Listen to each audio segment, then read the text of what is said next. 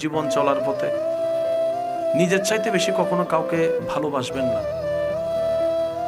কাউকে এমন ভাবে গুরুত্ব দিবেন না যে ও গুরুত্ব না দিলে আপনার কষ্ট লাগবে, ওকে না পেলে আপনি মারা যাবেন।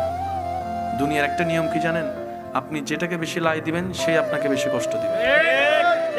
যেটাকে আপনি পাওয়ার বেশি চেষ্টা করবেন সেটাই হাত থেকে দূরে সরে যাবে। যেটাকে বেশি আদর করবেন সেই বেশি বিপদ দিবে আপনাকে।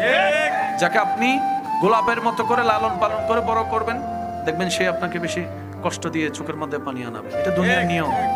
এটা কেন হয়?